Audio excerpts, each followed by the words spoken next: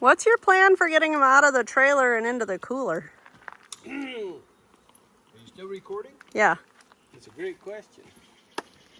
So the butcher I'm going to take him to, I called him this morning and told him about our series of unfortunate events, and he said, I'd love to help you right now, but some hunters showed up this morning with 4 elk, and I have 3 beef showing up. He says, I don't even know if I'm going to have a cooler room for the 3 beef. He said, if you have a spot that you can keep it cool for a few days, he says, probably the end of the week, I'd call you and we'll get it in here and we'll just cut it up. So he may not get a lot of dry age time on him, which is not ideal. Typically, you want to dry age beef in a cooler for about 2 weeks. He wants the animals quartered because of the size of his cooler. Oh, okay. Because of the size of the cooler I have, quartering is really the only option. Well, that's happy. Yep. When we get to that point, I'll show you how to quarter. Now, most hunters are going to think about quarter. You just cut these 4 quarters off, right? Not with a 2, beef 3, though, 4. because not with a beef though, because you miss all the middle. Yeah, you want all those ribs, Mm-hmm. right? And they'll cut back straps out. We're actually going to split him directly in half, and I'll show you where we're going to cut him in half. Okay. So we'll actually have 4 quarters of an animal. So we're cutting this in half now. Mm-hmm. So to show you what I did was I took my knife and I scored down the spine. So that's my line I'm trying to keep. Mm-hmm. Butchers use this giant bandsaw that'll split the whole beef, and it keeps a straighter cut. This is what I'm using. If you come here real quick, because I already cut the H-bone twice. One time you can see how bad it veered over real bad. So it's been cut straight. I saw it veering on the other side and I cut it straight. So I'm not sure how I'm going to get in there and cut this one straight, or if it's just going to be what it's going to be. But you can see here how it has not reached all the way through. But that's just tissue. We can cut that.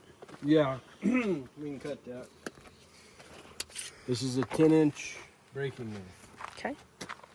This is specific for breaking beef. Good. I'll show you after we get it cut in half. But if you come around to the other side here, you can see how it was getting off, and I'm having to try and turn it because we want it ideally to come down here. Right in the center. Yeah. Yeah. Okay.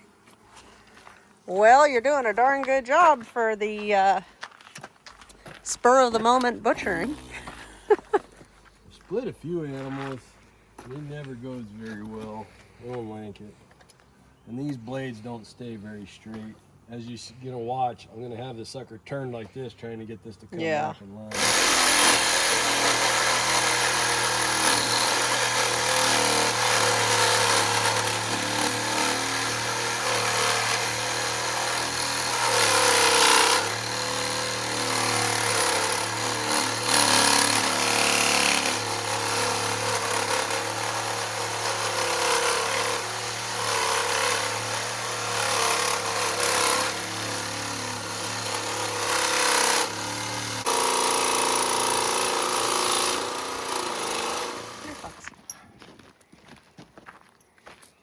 It about broke all the way through right there too.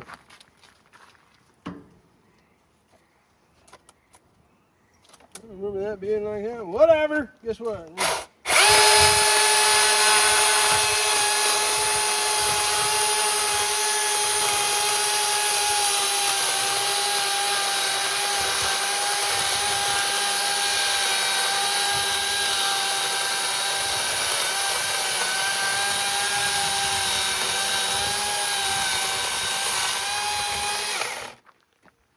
He's in half. Unfortunately, you cut a little more material out of there than you want.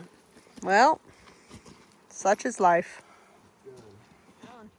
All right, so we've had an event-filled full day, as you can tell. My saw wasn't long enough. I don't have any blades long enough. So I went Already and got got the that. saw. I just wanted to show that. You saw what it did. Now what we're going to do is we're going to cut this guy in half again. Okay? They have 12 or 13 ribs. What we're going to do is we're going to leave one rib on the upper end here. And what that'll do is it'll hold all this flank in here.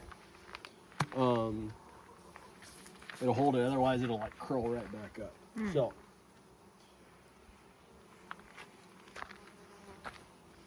here's, all right, you can count them.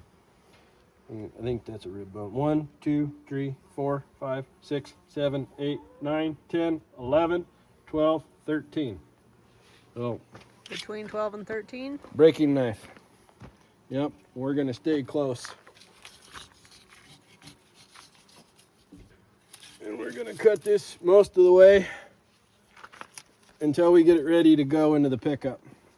Same thing on this side. There's that top bone. I'm gonna stay close to the bone below it.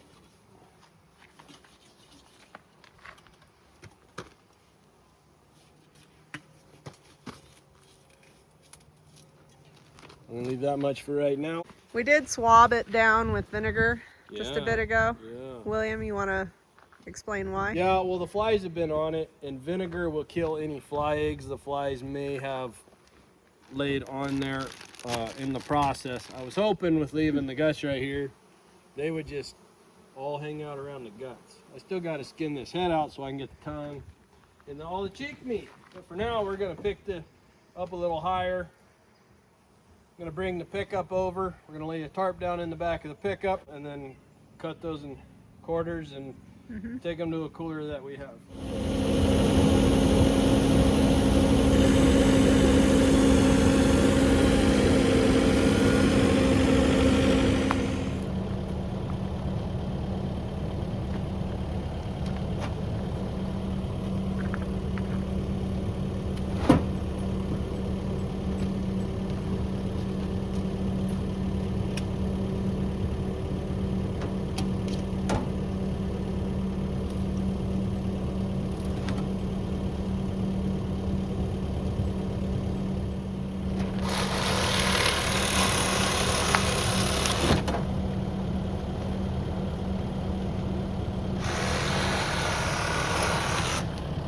Ta-da! Quarters!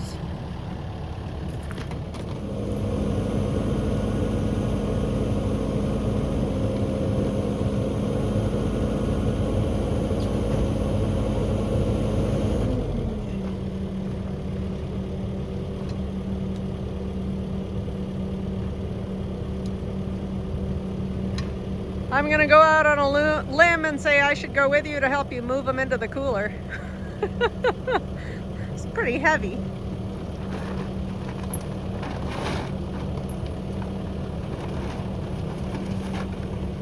The steer is back from the butcher and in our medium-sized chest freezer.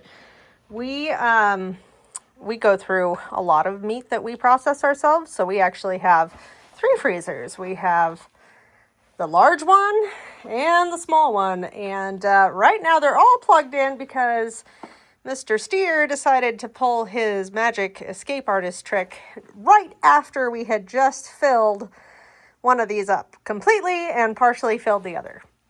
So a couple things here I do want to point out. When we had him processed, they process, standard cuts, but we like non-standard cuts. So we have all the fat we ask them to give us.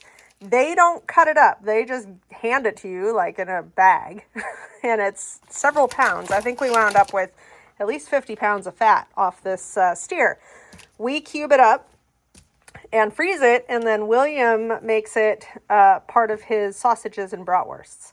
And then these are broth cubes, and so I have the butcher give us back the long bones, and I cook them down into bone broth. And this stuff is amazing. Makes great base for soups and stews, but also you can like cook rice in it and excellent gravies and stuff like that. So definitely recommend doing that. And then of course, life is not worth living without ice cream, according to certain members of our household. So this freezer has that too. But one other thing I want to show you that we really think is a good idea and highly recommend is going to your neighborhood dollar store-ish, whatever that is for you, and buying some dry erase boards. You can only, we have one per freezer, basically. And so in this freezer, this is what is in this one. And so as we take stuff out, we know where to go hunting for it, but also we can mark it off the list, and that helps us keep track of what is left. And that helps a lot with meal planning and good stuff like that. But it also helps us understand what we need to potentially look at either harvesting or purchasing or whatever the case may be.